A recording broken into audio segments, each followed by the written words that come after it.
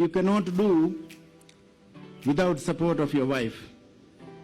And she is really always supportive to me and always encouraging to support our Kenyans.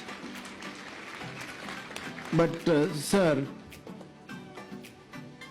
the marriage is like a chewing gum.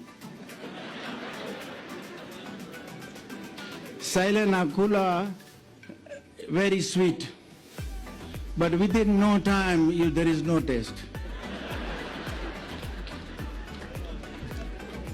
But still we keep on chewing it because you have no choice.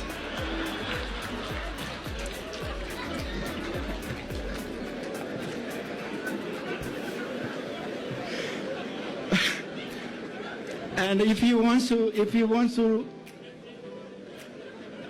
and when you are chewing for half an hour, and if he wants to remove that, pia anashika hapa na hapa na kwa lakini hawezi kutoa.